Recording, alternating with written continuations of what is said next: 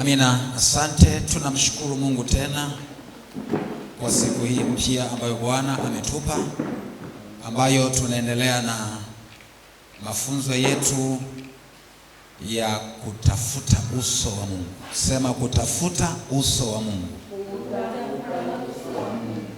Kwenye sehemu ya kwanza tulijifunza vile ambavyo sisi tuna uhusiano maalumu na Mungu. Kwenye uchambuzi wa andiko letu, Nyakati wa Pili sura ya 7 mstari wa 10 na 15, sura ya 14 inaanza na ikiwa watu wangu. Kwa tukachambua hapo watu wangu, ya kwamba Israeli walikuwa watu wa Mungu wenye maagano maalumu, wenye uhusiano maalumu na Mungu. Lakini sisi pia kupitia Kristo Yesu kwa imani ni watoto wake, na hivyo tuna uhusiano maalum na huyo Mungu. Sasa leo tusonge mbele, tuangalie sehemu ya pili ya fungu letu la maandiko. Ila sasa turudie kuyasoma haya maandiko, na kwa sababu tulikwisha kuyasoma tunaweza tukayasema hata kutoka kichwani, si ndio? Au tuyasome tu haya 1, 2, 3. Ikiwa watu wangu walioitwa kwa jina langu watajinyenyekesha na kuomba na kunitafuta uso na kuziacha njia zao mbaya, mimi nitasikia toka mbinguni, nitafanyaje? Nitawasamehe dhambi yao, nitaiponya nchi yao na kufanyaje? Hebu tusome sasa, kama tumejichanganya kidogo hapo tuweze kuhakiki. Asema ikiwa watu wangu, hebu tusome sote kwa pamoja kwenye maandiko hapo. Ikiwa watu wangu walioitwa kwa jina langu watajinyenyekesha na kuomba na kunitafuta uso na kuziacha njia zao mbaya, basi nitasikia toka mbinguni na kuwasamehe dhambi yao na kuiponya nchi yao. Huo ni mstari wa 14. Mstari wa 15 unasemaje? Sasa macho yangu yatafunguka na masikio yangu yatasikiliza maombi ya watu waombao mahali hapa. Amen. Kwa hiyo nimesema leo tunaingia kwenye sehemu ya pili, kuitwa na unyenyekevu. Kuna mambo mawili hapo ambayo tunaunganisha na tutakwenda kuyachambua kwa pamoja. Kuitwa na unyenyekevu. Kwa kama unaandika, andika hivyo: kuitwa na unyenyekevu.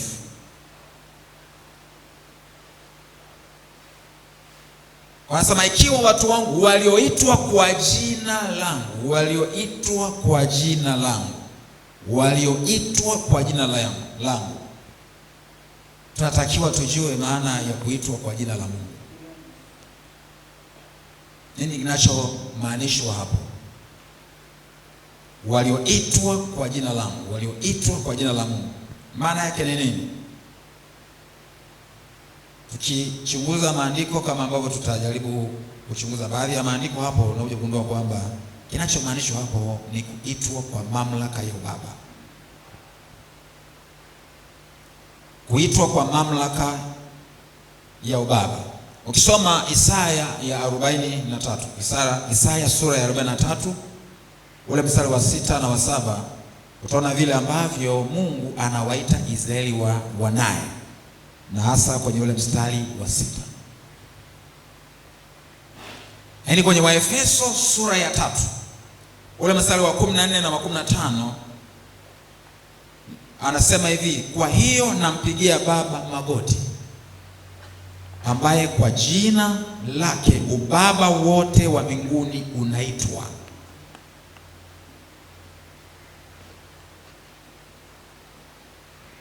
Sasa kitu ambacho tunatakiwa tukifahamu ni kwamba ili kutafuta uso wa Mungu kwa ufanisi, ni lazima tuhusiane naye huyo Mungu kama baba yetu. Hilo ni jambo la muhimu sana, ili tuweze kutafuta uso wa huyo Mungu kwa ufanisi, kwa mafanikio. Inatakiwa tuhusiane naye kama baba yetu.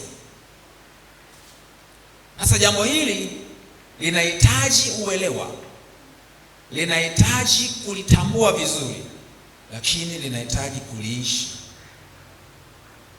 Uelewe, utambue vizuri na uweze kuishi huo ukweli ya kwamba Mungu ni baba yako na wewe ni mwana wake. Kuna mambo muhimu tunayotakiwa kuyafahamu kwa haraka. Tuangalie mambo matatu. Jambo la kwanza, hapa tunazungumzia habari za uhusiano wa baba na mwana. Mungu kama baba yetu na sisi kama watoto wake. Jambo la kwanza ambalo tunatakiwa tulifahamu ni kwamba utambulisho wa mtu kutokana na baba yake. Unaweza kusoma kwa wakati wako Kumbukumbu la Torati sura ya kwanza ule mstari 30 na 31, ambapo hapo tunaona vile ambavyo Waisraeli walikuwa ni wanaye Mungu, yaani ni watoto wa Mungu. Lakini kwenye Agano Jipya, waraka wa kwanza wa Mtume Yohana ile sura ya 3 ile mstari wa kwanza, unaona pale, ukisoma vizuri utaona kwamba kumbe sisi pia ni watoto wake. Anasema, tazameni ni pendo la namna gani alilotupa Baba, kwamba tuitwe wana wake, na ndivyo tulivyo. Anaweka mkazo mwandishi wa waraka huo kwamba ndivyo tulivyo, kwamba sisi ni wana wake. Yeye ni baba yetu. Katika nyakati za Biblia tunaposoma utaona kwamba watu walitambulishwa kama watoto wa mtu fulani, kama ambavyo tunasema Yohana mwana wa Zebedayo au Daudi mwana wa Yese. Naone sasa, kwa ufahamu huo inatakiwa tu tuelewe kwamba mtu alitambuliwa kupitia sifa au asili ya baba yake. Yaani mtu kwa mujibu wa maandiko, tunapochunguza maandiko tunagundua kwamba mtu alitambuliwa kupitia sifa au asili ya baba yake. Lakini utambulisho huo pia ulionyesha kwamba huyu mtu anatokea wapi, anatoka kwenye familia gani.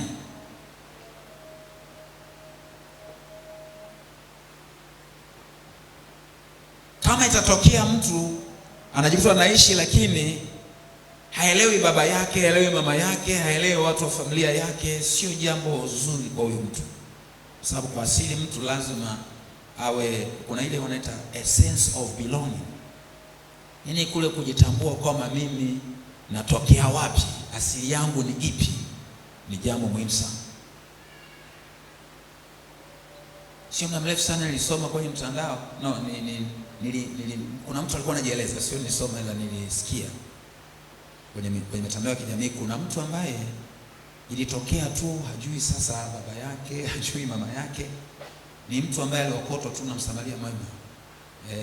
Inadhaniwa tu kwamba alitupwa, maana mzazi wake, mama yake alipomzaa ni kama kwa bahati mbaya, kwa hiyo hakutaka kuendelea kulea mtoto, kwa hiyo akamtupa.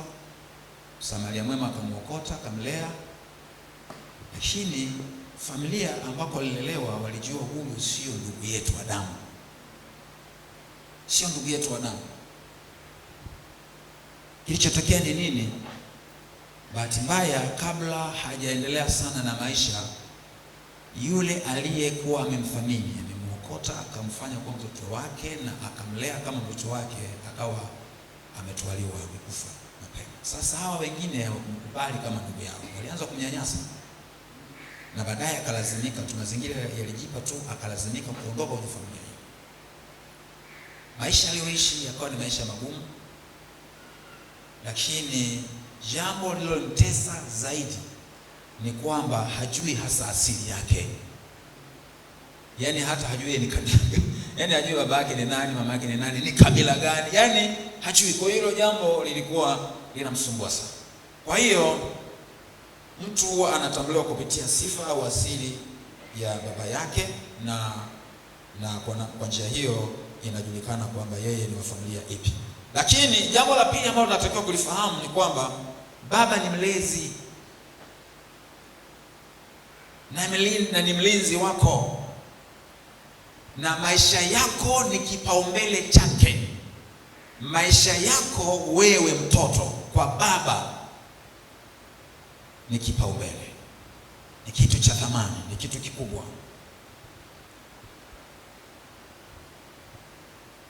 Tunaposoma Hosea sura ile ya 11 ule mstari wa 3 na wa 4, pale tunaona vile ambavyo imeandikwa, vile ambavyo Mungu aliwachukua hawa Israeli mikononi mwake kama wanaye, kama watoto.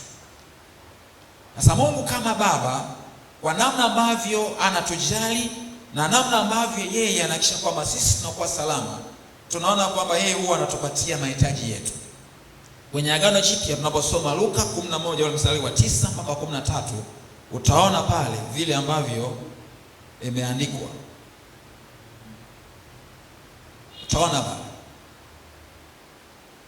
Utasoma kwa wakati wako mwenyewe, ulichunguza vizuri andiko hilo. Lakini kwenye Waebrania sura ya 12 ule mstari wa 7 mpaka wa 11, pale tunaona vile ambavyo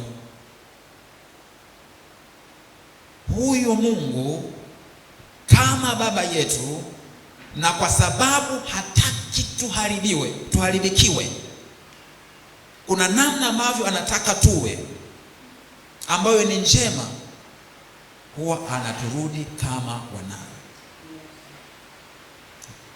Kimsingi ukisoma fungu hili la maandiko hii Waebrania sura ya 12 mstari wa 7 mpaka wa 11, mwandishi anaonyesha vile ambavyo baba wa kidunia, vile ambavyo huwa anamrudi mwanae kadri anavyoona vyema yeye mwenyewe, lakini anamfananisha Mungu kama baba ambaye na yeye huwa anatutendea sisi kama wana.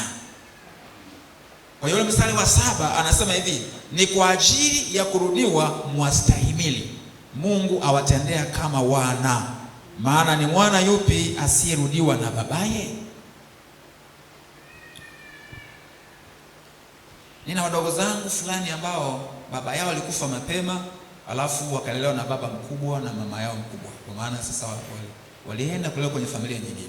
Yule mama, kwa sababu wale sio watoto wake wa kuwazaa, akiwa tu na moyo mwema na kwa nia nzuri, alikuwa anaogopa kuwachapa, kuwadhibiti, kuadhibu, kuwakemea kwa ukali. Nasema awantagwa, yani hawa ni yatima hawa.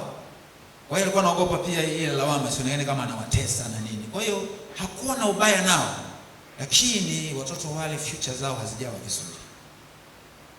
Watoto wa familia ile ile, kwa sababu huyu baba na mama walikuwa na mamlaka kamili kuwadhibiti, kama ni viboko, kama ni makemeo, kama ni kutia maumivu, ili mtoto ajirekebishe, asiendekeze ubaya, asiendekeze tabia mbaya, awe mtiifu, awe mwadilifu.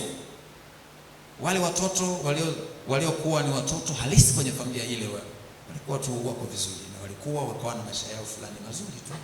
Lakini hawa waliolelewa kama watoto fulani baki hivi, ninafahamu mwisho wao ulivyokuwa. Lakini tatizo lilitokana na kwamba hao watoto hawakudhibiti. Sasa ni lazima sisi tupate changamoto kama wana. Manake kama tunamtambua Mungu kama baba yetu, tusitarajie tu kwamba atatufanyia vitu vyenye ladha nzuri tu. Naona mara nyingi watoto wanataka vitu vizuri, vitu vyenye ladha nzuri, kwa maana vyakula, lakini namna ya kutendewa, wadekezo hivi wewe umpetipeti, yani mtoto nishi kumjalia. Lakini kumbe una nyakati ambazo unaona mtoto huyu anakuelekea siko, unatumia na nguvu, utamchapa viboko, utamkemea kwa ukali, utatia maumivu, ukiwa una nia nzuri, unaangalia future yake kuliko maumivu anayopata leo. Sababu yani Mungu kama baba yetu ndivyo ambavyo huwa anatutendea kama wana. Bwana Yesu atusaidie. Sasa sisi tuwe na mwitikio gani, au ni nini kitupasacho kuhusiana na huo uelewa ambao tunaopata kuhusiana na vile ambavyo Mungu ni baba yetu na sisi ni watoto wake. Kuna mambo mawili. La kwanza, unatakiwa kutambua huo ubaba. Mtambue Mungu kama baba yako, na kwa lugha nyingine maana yake uitambue mamlaka yake kama baba.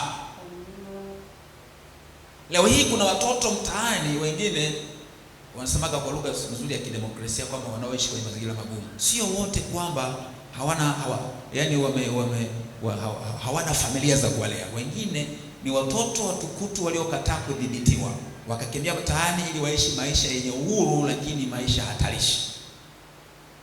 Sasa sisi ni lazima tutambue mamlaka yake. Kwa hiyo yeye, kama ambavyo tumekwisha kusema, atatupa mahitaji yetu, lakini pia ili kutudhibiti tusipotee, atafanyaje?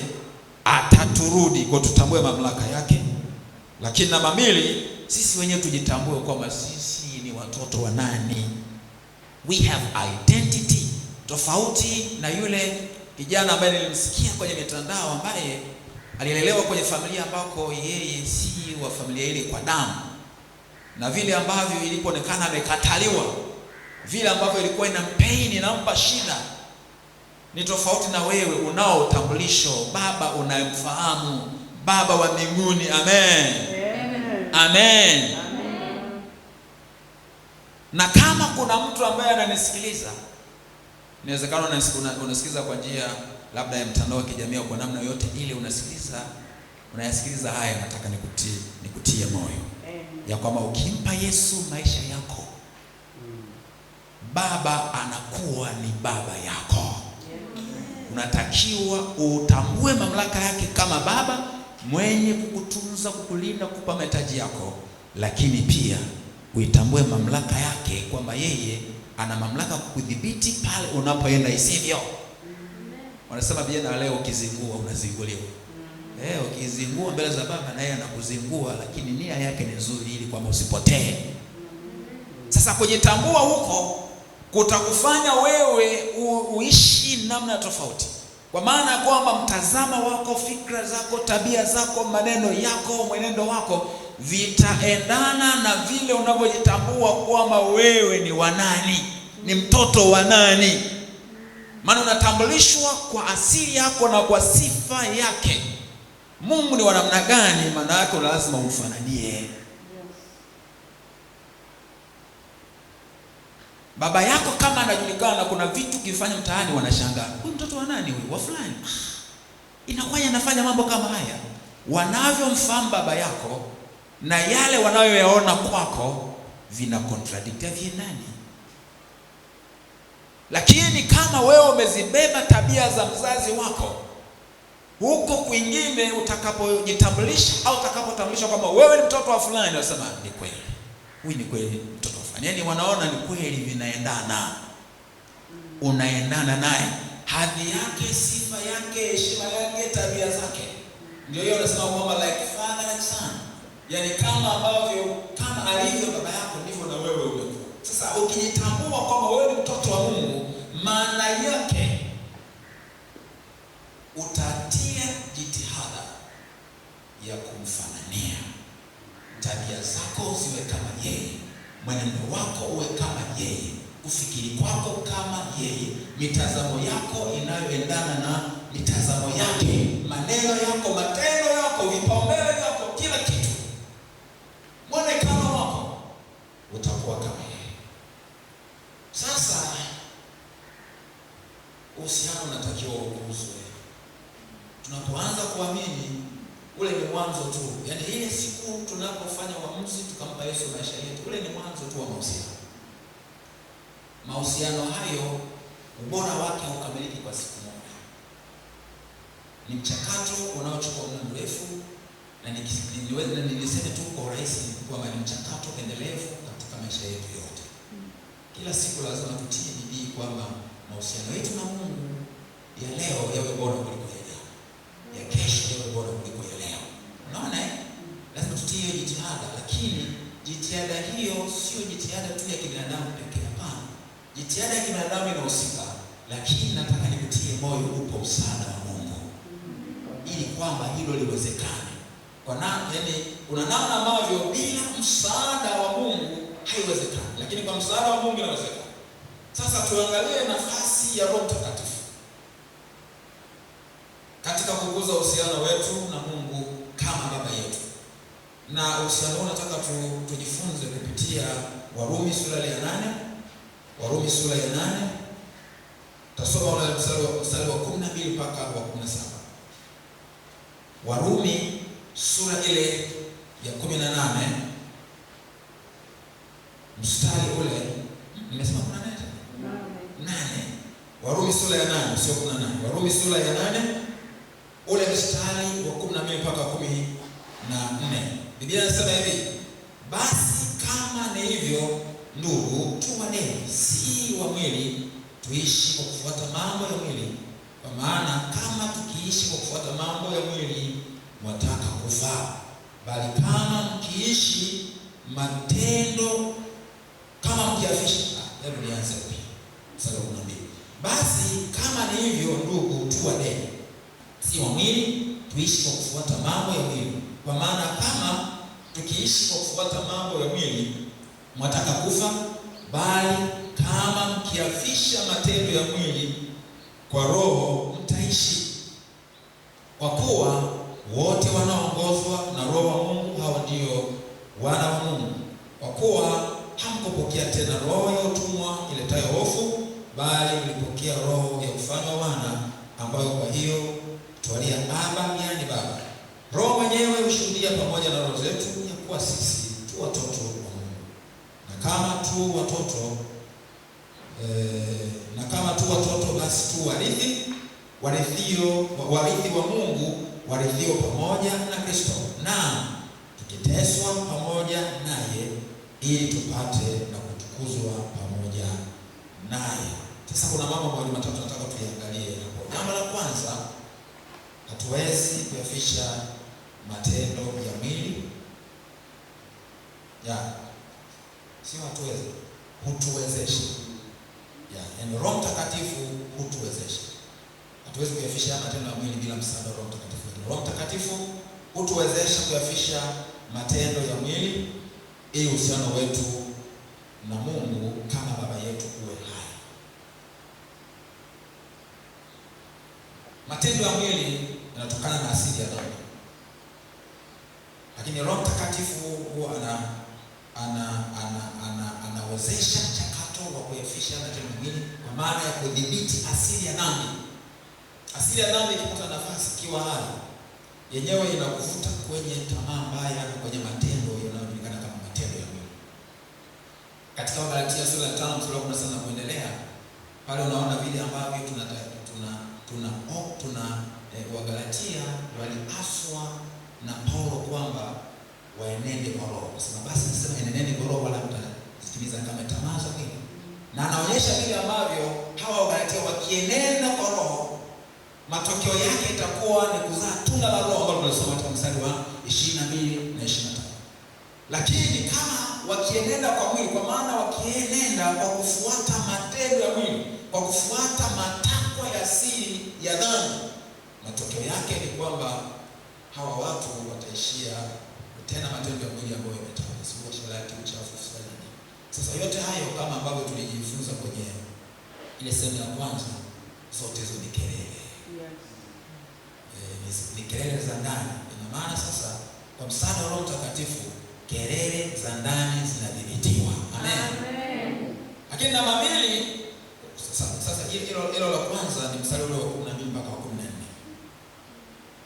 Namba 2, Roho Mtakatifu ndiye huwezesha mchakato wa kufanywa wana. Kwa Kiingereza neno la kitheolojia ni adoption. Ni kwa yule mstari wa 15 pale anasema mstari wa 15 anasema, kwa kuwa hamkupokea tena roho wa utumwa iletayo hofu, bali mlipokea roho ya kufanywa wana, ambayo kwa hiyo twalia Aba, yani Baba. Kwa Roho Mtakatifu tuliyempokea ni roho wa kutufanya wana, na kwa msaada wa Roho Mtakatifu tunalia Aba, yani Baba. Tuna ujasiri kumtambua huyo Mungu kama baba yetu. na sisi kwa kwenye nafasi yetu kama wana wake. Hiyo ni kazi ya Roho Mtakatifu. Roho Mtakatifu anatusaidia, bila Roho tusingeweza sisi. Lakini namba 3, huyo Roho Mtakatifu yeye hushuhudia pamoja na roho zetu ya kuwa sisi ni watoto wa Mungu. Ngoja mstari wa 16 anasemaje? Mstari wa 16 anasema Roho mwenyewe hushuhudia pamoja na roho zetu ya kuwa sisi tu watoto wa Mungu. Roho mwenyewe hushuhudia pamoja na roho zetu ya kuwa sisi tu watoto wa Mungu.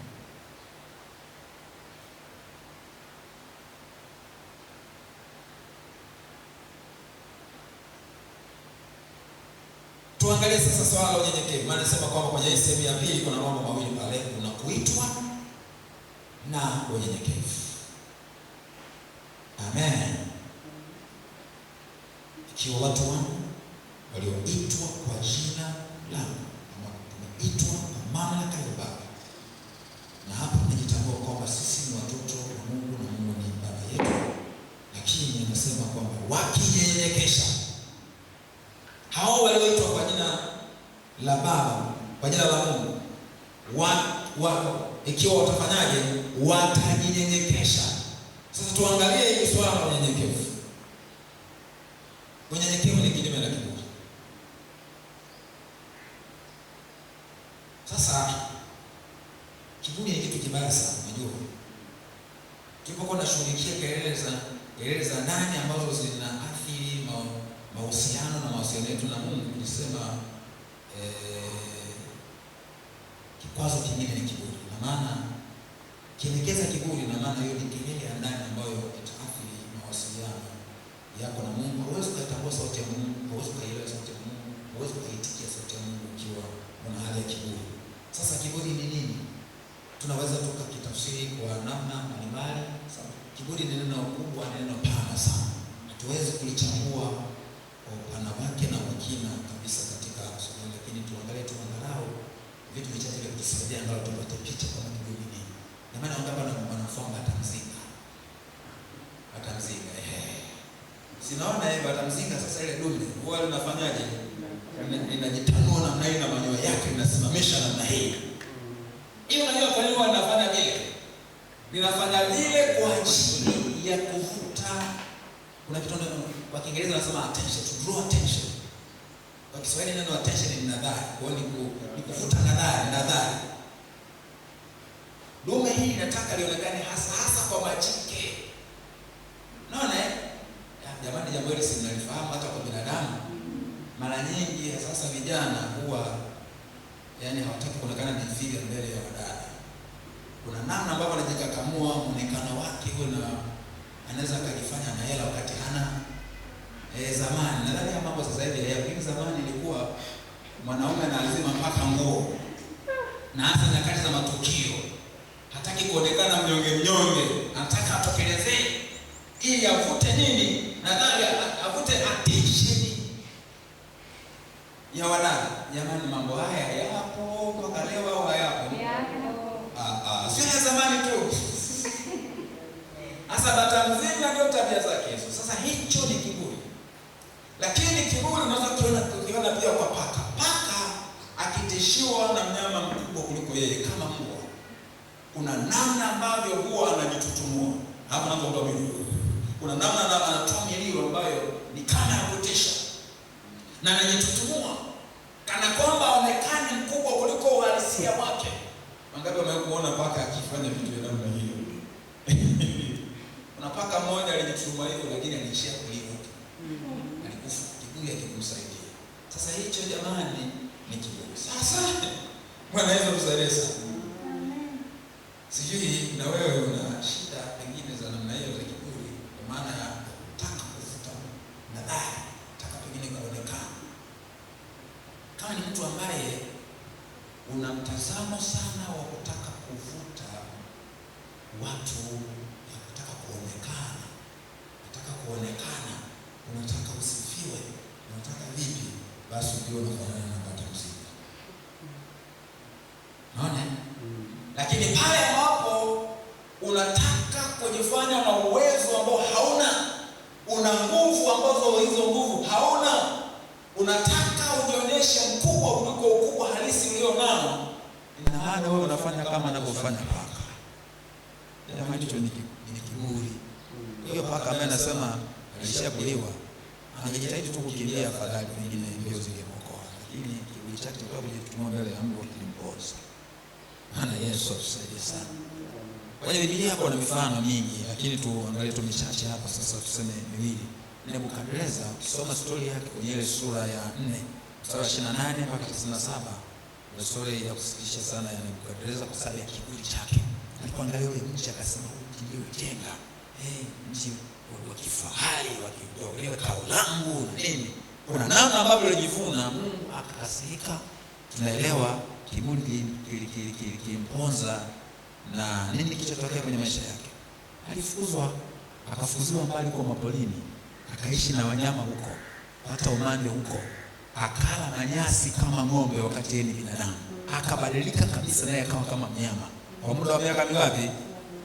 Muda wa miaka 7, mpaka alipotambua kwamba anayetawala ni nani? Ni Mungu. Kwa maana kwamba pale alipokubali kunyenyekea. Tutasoma habari hiyo kwa wakati wako mwenyewe. Lakini Musa ambaye ana sifa ya unyenyekevu, sifa ya upole, kuna wakati na yeye aliteleza.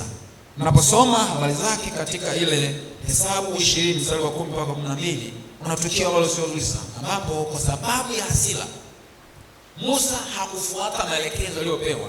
Aliambiwa auambie, yaani achukue fimbo yake alafu auambie mwamba utoe maji, lakini akaupiga mara 2. Na alitamka maneno ambayo kwa kweli maneno ni maneno ya kiburi. Unajua alitamkia kwenye ule mstari wa 10 anasema, sikieni sasa enyi waasi. Yaani Musa anawaambia wana wa Israeli, sikieni sasa enyi waasi, je, tuwatokezee maji katika mwamba huu? Sawa. Niseme kidogo hapo ndugu zangu. Mimi ni mtumishi wa Mungu na niseme na watumishi wa Mungu wenzangu, na wote mnaonisikiliza ni watumishi wa Mungu. Kila mmoja kwa nafasi yake. Sasa inapotokea Mungu akakutumia vizuri na utumishi wako kaonekana na kuna sifa fulani ikatolewa kutoka na huo utumishi ulio nao, hiyo huduma ulio nayo, wakati huu ni wakati wa kuwa makini sana. La sivyo ni rahisi kafika mahali ukikuta unashindwa kukaa kwenye nafasi yako na kumpa Mungu utukufu na ustahili, kana kwamba wewe unahusika katika hivyo vinavyotokea. Bwana Yesu aturehemu sana katika hilo. Sasa dhambi ya kiburi ina tofauti na dhambi zilizo nyingi sana, kwa sababu kuna wakati ambapo tunaweza tukawa tuna kiburi lakini tunashindwa kujua, yaani hatujui. Unaweza kuwa unaishi katika kiburi lakini haujui kama una kiburi. Kwa sababu kuna kiburi ambacho kiko dhahiri na mtu anaweza kawa anasifiwa kwa bure na kiburi sana, yule ana majivuno sana. Lakini wakati mwingine hata yule anayedhaniwa kwamba ni mnyenyekevu au anayejidhania kwamba ni mnyenyekevu, inawezekana na yeye ana kiburi. Sasa tuangalie viashiria kama vitatu hivi vya kiburi. Kiashiria cha kwanza ni kutaka kuyatawala maisha yako mwenyewe bila kutafuta kusikia sauti yake Mungu na mapenzi yake. Tujitathmini sana kwenye hilo eneo, sababu kuna nyakati ambapo hata tunapoenda mbele za Mungu kwa ajili ya kuomba tusaidie katika mambo fulani, ni kama tunakwenda kumsainisha. Ulishafanya maamuzi tayari, ulishachagua njia ya kuiendea au njia ya kuipita. Ni kama tu nataka kumsainisha tu Mungu wa saini, ni kama tu aridhie ambacho tayari wewe umekwisha kukifanyia maamuzi. Sasa tunapofanya hivyo tujue kwamba hicho ni kiburi. Maana yake hatuishi kama atakavyo Mungu, ila tunaishi kama tutakavyo sisi. Tunataka tufanye maamuzi yetu, tunataka tufanye tunayoyataka sisi, tunayoyapenda sisi. Tunataka tuichague njia yetu wenyewe badala ya njia ya Mungu. Sasa kama una tabia za namna hiyo, ujue wewe unaishi katika kiburi, hata kama unadhani kwamba wewe ni mnyenyekevu. Aliye mnyenyekevu ni mtu ambaye siku zote ana bidii sana ya kutaka kusikia sauti ya Mungu. Kama Mungu anasemaje? Mungu anatakaje, mapenzi ya Mungu ni yepi. Anakuwa na jitihada za kutaka kuyajua mapenzi ya Mungu ili ayafuate, sio mapenzi yake yeye mwenyewe, kama ambavyo Yesu alisema kwamba lakini si kama nitakavyo bali mapenzi yako yatimizwe. Ndivyo Yesu alivyofanya. Yesu ni mfano bora sana kwetu. Maana Yesu atusaidie tuwe kama Yesu. Maana hata alipokuwa anakabiliwa na ule msalaba, jambo lile halikuwa jepesi, ilikuwa ni gumu sana, ilikuwa chungu. Akaomba, Baba, ikiwezekana kikombe hiki kifanyaje, kiniepuke. Walakini akasema, walakini si kama nitakavyo mimi bali mapenzi yako yatimizwe. Pamoja na maumivu, pamoja na fedheha, pamoja na aibu, pamoja na udhalilishaji wa hiki kifo cha msalaba, nafsi yake ilitamani kama aepushwe na akiwa katika hali ya binadamu, lakini alikuwa mwangalifu kwa sababu ya unyenyekevu aliokuwa nao. Akasema kwamba si kama nitakavyo mimi bali mapenzi yako yatimizwe. Na maana hata kama mapenzi hayo ni yananipitisha kwenye uchungu na maumivu na fedheha, lakini kama ndio mapenzi yako, nipo tayari. Bwana Yesu asifiwe sana. Amen. Kuna wakati ambapo unajua maombi yetu, kuna wakati ambapo tuna avoid kusikia sauti ya Mungu. Kuna wakati natokea gani? Sababu kuna namna ambavyo kuna njia tumechagua na tunaona kama Mungu atatuinterfere. Ni kama vile Mungu atavuruga katika yale ambayo sisi tunaona ndio sawa. Jamani, Mungu atusaidie tusiwe hivyo. Lakini alama ya pili ni kujaribu kutafuta sifa za watu kwa ajili yetu na yale tunayoyafanya. Unataka sifa, watu wakusifie, wakuone bora, wakuone unaweza, wakuone unapendeza, wakuone ni mtu mwenye nguvu, wakuone wewe ni mashuhuri, wakuone wewe ni hivyo. Kutaka kuonekana, hicho ni kiburi. Ukisoma Mathayo 6 ule mstari wa kwanza, pale Bwana Yesu alionya akasema, msifanye wema wenu machoni pa watu ili mtazame na wao, maana mkifanya hivyo mjue kwamba mkishapata thawabu yenu kwa Mungu. Lakini jambo la tatu au alama ya tatu ni kukazana kumtumikia Mungu kwa nguvu zetu wenyewe. Kukazana kumtumikia Mungu kwa nguvu zetu wenyewe. Kuna namna ambavyo unaweza kawa unaamini zaidi uwezo wako kuliko uwezo wa Mungu, na unaamini huo uwezo, hivyo vipaji, pesa zako, kuna namna ambavyo unaamini zaidi katika uwezo wako, na unatia nguvu na bidii kumtumikia Mungu, kufanikisha mambo katika utumishi wako kwa kutegemea zaidi nguvu na uwezo wako, akili zako, maarifa yako, mbinu zako, badala ya kumtegemea Mungu. Hiyo ni alama mojawapo ya kiburi pia. Na hiyo nikisema hivi, wengi wanaweza wakashindwa kunielewa hasa hicho kinamaanisha nini. Maana mara nyingi sana watu tunasema kwamba tunamhitaji Mungu, lakini inawezekana kiuhalisia hatumpi nafasi huyo Mungu hasa alete msaada wake.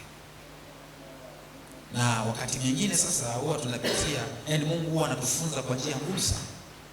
Unaweza kaacha uhangaike mpaka ufike mwisho. Na tunasemaga kwamba pale tunapoishia sisi Mungu huanzia. Sio kama ni mapenzi ya Mungu kwamba tuanze sisi alafu Mungu aanzie tunapoishia. Hapana, hatupokezani, ila tupo kwenye ushirika. Ukimpa nafasi Mungu tangu mwanzo, unaanza naye na unamaliza naye.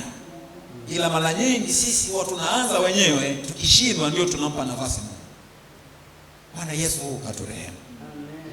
Hivyo ni viashiria vitatu vya kiburi, na kiburi kina hasara sana. Kiburi ni kibaya. Nikutajie kwa haraka hasara za kiburi. Hasara ya kwanza ni kushushwa. Biblia inasema kwamba ajikwezae huwa anafanywaje? Huwa anashushwa. Anayejishusha huwa anakwezwa. Ukisoma Isaya 14 mstari 12 mpaka 15 utaikuta ile story ya Lucifer, vile ambavyo alishushwa kwa sababu ya majivuno na kiburi chake. Lucifer ambaye tunamtambua leo kama shetani, kama ibilisi. Lakini hasara nyingine ni kuangamia. Ule mstari ile Mithali 16 ule mstari wa 18. Mithali 16 ile mstari wa 18 anasema kiburi hutangulia uangamivu na roho yenye kutakabari hutangulia maanguko. Hasara ya tatu ni kuipenda dunia kuliko kufanyaje? Kumpenda Mungu, na hivyo kuwezwa na tamaa ya mwili, tamaa ya macho na kiburi cha usi. Ukisoma waraka wa kwanza wa Yohana sura ya 2 mstari wa 15 mpaka 17, pale utaona habari za tunavyotakiwa kumpenda Mungu anaposema kwamba msipende dunia wala mambo yaliyomo katika dunia. Mtu akimpenda dunia, kumpenda Mungu hakumo ndani yake. Maana kile kilichomo duniani, ndio anaeleza kilichomo duniani kwamba una hiyo tamaa ya nini? Tamaa ya macho, tamaa ya mwili na kiburi cha uzima. Sasa kuipenda dunia kuliko kumpenda Mungu ni hasara ya kiburi. Ukiwa na kiburi utaishia kuipenda dunia kuliko kumpenda Mungu. Ukiwa mnyenyekevu utawezeshwa kumpenda Mungu kuliko kuipenda dunia. Lakini hasara ya 4 ni kuondolewa uweponi mwa Mungu. Adamu na Hawa baada ya kuasi amri, maelekezo na agizo la Mungu kuhusiana na yale matunda, wakala tunda ambalo lilikatazwa, kilichotokea tunaelewa ni nini. Walifukuzwa kwenye bustani ile na ikawekewa ulinzi kabisa ili kwamba usiende wakachuma yale matunda ya mti wa uzima. Edeni ni uzuri. Bustani ya Edeni manake ni mahali penye uwepo wa Mungu. Edeni ni uzuri au ni uweponi mwa Mungu. Kwa hiyo ukiwa na kiburi hauwezi kudumu uweponi mwa Mungu. Ili udumu uweponi mwa Mungu katika maisha yako ni lazima uwe mnyenyekevu. Kiendekeza kiburi utafukuzwa kwenye uwepo wa Mungu kama ambavyo Adamu na Hawa walifukuzwa kwenye uwepo wa Mungu. Lakini hasara namba 5 ni kushindwa kusikia sauti ya Mungu.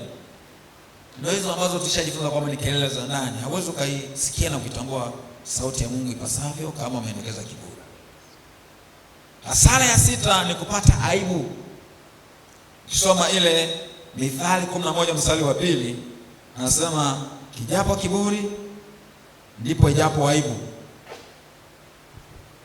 Mwisho wa mtu mwenye kiburi ni aibu. Kama ambavyo Nebukadreza, mfalme kabisa mwenye heshima kubwa, aliishia kuwa kichaa huko, wa kuishi huko mapolini, akala manyasi, akaota minywele, akawa hivyo. Ametoka ikulu, mtu ambaye alikuwa anaheshimika sana kama mfalme, mwisho wake ulikuwa ni mbaya. Of course tunaposoma habari ya Nebukadreza ni kwamba baadaye, baada ya ile miaka 7, alirejeshwa baada ya kunyenyekea. Kwa kiburi kinasababisha aibu. Bwana Yesu atuepushe na aibu. Amen. Tuwe unyenyekevu ili ya kwamba tusije tukaishia kwenye aibu. Bwana Yesu atusaidie sana katika hilo. Lakini hasara ya 7 ni kupigwa na Mungu. Kupingwa na Mungu. Ni kweli kuna hasara pia ya mapigo, lakini hapa ni kupingwa na Mungu. Katika Yakobo 4:6 anasema wale anapozungumza za unyenyekevu na kiburi, anasema Mungu huwapinga wenye kiburi, lakini huwapa wanyenyekevu neema. Sasa ogopa sana kupingwa na Mungu. Katika dunia hii tunaishi katika mazingira ya upinzani. Adui anatupinga, shetani anatupinga, mazingira anatupinga, yaani ili kuwa na ufanisi ambao Mungu amekusudia katika maisha yako, unapita kwenye upinzani. Na ndio maana Biblia katika Yakobo anasema basi mtiini Mungu, mpingeni shetani naye atafanyaje? Atawakimbia. Hiyo ni katika sura ya 4 mstari wa ngapi? Anaposema basi mtiini Mungu, mpingeni shetani naye atawakimbia. Yes, asante sana. Ni Yakobo 4 mstari wa ngapi? Wa 7. Sasa unapewa neema ya kushinda hayo mapinzani au ushindani au mapingamizi au vikwazo vya mafanikio yako, vya ustawi wako. Lakini je, akikupinga Mungu mwenyewe, nani atakaye kusaidia? Nani atakaye kusaidia? Kwa hiyo hii ni hasara mbaya sana, kwamba ukiwa mwenye kiburi utashia kupingwa na Mungu, jambo ambalo ni baya. Hakuna anayeweza akaja kukunusuru kama Mungu mwenyewe ndiye anayekupinga. Sasa twende kwenye unyenyekevu. Tumeanza kujifunza kiburi. Ni rahisi kukielewa kiburi na ni rahisi kuuelewa unyenyekevu kama ukielewa kiburi ni nini, kwa sababu nimesema kwamba unyenyekevu ni kinyume na kiburi. Tuseme kiburi ni kinyume cha unyenyekevu. Kwa unyenyekevu haina maana ile hali ya kuinama na kusema kwa sauti ile ya upole. Yaani kuna watu, kuna namna wanavyoongea, fulani ile jamani unyenyekevu. Unyenyekevu kweli, yani mpole, mnyenyekevu. Unyenyekevu sio ile hali tu ya muonekano wako wa nje na namna unavyosema, namna unavyotembea. Maana kuna watu watatembea yao ni tembea ya kinyenyekevu. Sasa huo unaweza kuwa unyenyekevu wa kisanii, sio unyenyekevu halisi. Katika lugha ya asili kwenye Agano la Kale, kwa maana ya Kiebrania, kwa sababu Agano la Kale liliandikwa kwa Kiebrania. Sasa kwenye lugha ya asili kuwa mnyenyekevu ni kujisalimisha. Kuna mambo mawili. Kwanza ni kujisalimisha, maana yake unajisalimisha kwa mwenye nguvu kuliko wewe, kwa mwenye uwezo kuliko wewe, mwenye mamlaka kubwa kuliko wewe. Unajisalimisha kwake, unajitiisha kwake. Lakini tafsiri ya pili ni kule kuwa na mtazamo sahihi kukuhusu wewe. Unakuwa na mtazamo sahihi juu yako mwenyewe katika uhusiano wako na Mungu na watu wengine. Mtazamo sahihi.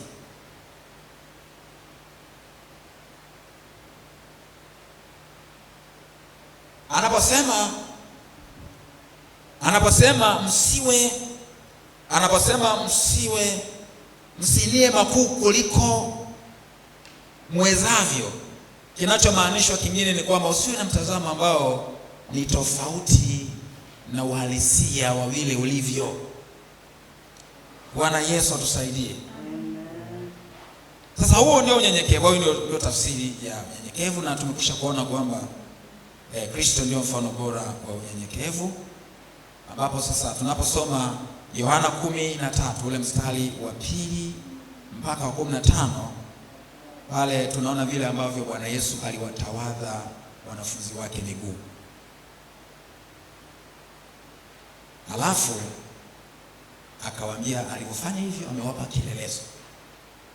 Sema basi ikiwa mimi niliye Bwana na mwalimu nimewatawadha miguu, imewapasa vivyo kutawadhana miguu ninyi kwa ninyi, kwa kuwa nimewapa kielelezo, ili kama mimi nilivyowatendea nanyi mtende vivyo.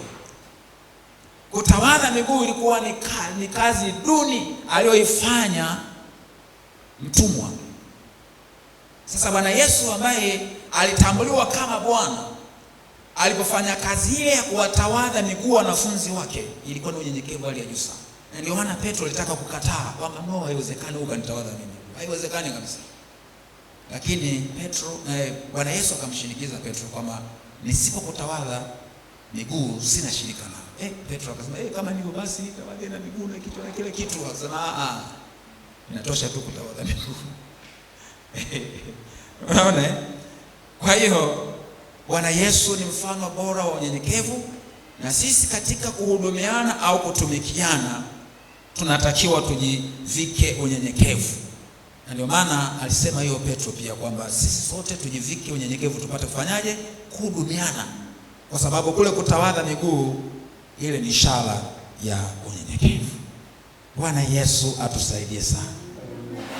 Tumejifunza leo hii vile ambavyo tunatakiwa sisi kutambua ya kwamba Mungu ni baba yetu, kwamba tumeitwa kwa jina lake, kwa maana kwamba tumeitwa kwa mamlaka ya ubaba, kwamba Mungu ni baba yetu na sisi ni watoto wake. Na kwa sababu hiyo tunatakiwa kumtambua yeye na mamlaka aliyonayo kama baba kwetu, na tunatakiwa kujitambua kwamba sisi ni watoto na kwa sababu hiyo unatakiwa kumfanania yeye, maana kama alivyo Baba ndivyo ambavyo tunatakiwa na sisi tuwe. Amen. Lakini tumeona vile ambavyo tunapaswa kuwa wanyenyekevu, kwa sababu kinyume cha unyenyekevu ni kiburi. Tukiwa na kiburi tutapingwa na Mungu. Uhusiano wetu na Mungu hauwezi ukawa bora. Kwa hiyo hatuwezi kufanikiwa katika huu mchakato wa kutafuta uso wa Mungu kama tutakuwa na kiburi. Bwana Yesu atusaidie tuwe wanyenyekevu. Narudia tena kusisitiza, Bwana Yesu atusaidie tuwe wanyenyekevu. Na hili alisema hata kwa wale ambao wanasikia kwa njia mbalimbali. Inawezekana ni kwenye mtandao unaisikiliza, unatakiwa ujitambue kama umempa Yesu maisha yako kuwa Bwana na Mwokozi wako. Wewe ni mtoto wa Mungu. Umtambue Mungu kwamba ana mamlaka juu yako. Yeye atakulisha, atakutunza, atakuhifadhi, atahakikisha kwamba unakuwa salama. Lakini unatakiwa utambue mamlaka yake pia ya kukudhibiti pale ambapo unaenda tofauti na mapenzi yake. Ni kwa upendo tu wake Mungu. Yeye anaturudi sisi kama watoto wake kwa sababu anatupenda, hataki tuharibikiwe. Anataka tumfananie yeye. Lakini tuwe wanyenyekevu. Kiburi ni kibaya, tumeziona hasara zake. Kinyume cha kuwa na kiburi, uwe na unyenyekevu. Ukiwa mnyenyekevu utapata kibali kwa Mungu, kwa sababu Mungu huwapinga wenye kiburi lakini huwapa wanyenyekevu neema. Ukiwa mnyenyekevu utapata neema itakayokuwezesha wewe kuwa kama Mungu atakavyo uwe. Na uhusiano wako na Mungu utakuwa bora. Mawasiliano yako na Mungu yatakuwa mawasiliano mazuri. Kwa hii ni jambo ambalo tunatakiwa tulipe uzito unaostahili. Kwa neema ya Mungu inawezekana. Sifahamu wewe umekuwa mtu wa namna gani? Sifahamu umekuwa ni mtu wa namna gani? Kama unayo shida, hautambui vizuri mamlaka ya Mungu au hutambui nafasi yako, leo hii nakupa changamoto. Leo hii nakupa changamoto ya kwamba tambua, uchukue hatua. Uwe vile Mungu anavyotaka uwe. Alafu hebu chukua hatua ya kuishi katika unyenyekevu. Kwa msaada wa Mungu inawezekana. Kwa msaada wa Mungu inawezekana. Na wewe sasa unahitaji neema ya Mungu, nataka nikuombee. Nataka nikuombee kwa sababu katika hali ya ubinadamu inawezekana ikawa ni vigumu. Kuna wakati unatamani uwe mnyenyekevu lakini unaona nguvu ya kiburi nataka ikuweze. Lakini kwa msaada wa Mungu inawezekana kushinda kiburi na kuwa mnyenyekevu. Nataka nikuombee sasa hapo ulipo. Jina lako Baba libarikiwe na kutukuzwa. Asante Baba kwa ajili ya ndugu huyu aliyepo mahali hapa, na huyu ambaye anasikiliza kwa njia ya Bwana ya mtandao na kwa njia nyinginezo. Ninaomba Bwana neema yako iwe juu yake.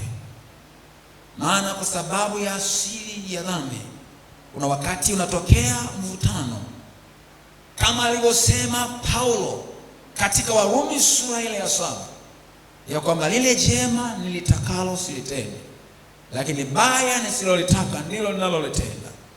Hivyo Bwana Mungu, angalia, msaidie mtu huyu Bwana ambaye anataka kuwa kama wewe. Anataka Bwana kuitambua mamlaka yako kama baba yake. Anataka Bwana akae kwenye nafasi yake kama mwana wako, awe vile unavyotaka awe. Lakini Bwana Mungu ajabu, anatamani kuishi katika hali ya unyenyekevu ili aweze kupata neema yako. Msaidie basi Bwana kuishi maisha ya unyenyekevu, ashinde kiburi katika jina la Yesu aliye hai, kwa msaada wa Roho Mtakatifu. Bwana Mungu ajabu, utamshindia dhidi ya nguvu ya kiburi ili ya kwamba aweze kuwa na unyenyekevu ambao wewe Bwana unautaka. Katika jina la Yesu aliye hai Bwana naomba na kushukuru. Amen. Amen. Shangilia Bwana Yesu kwa makofi ya shangwe. Amen. Amen. Amen. Asante sana.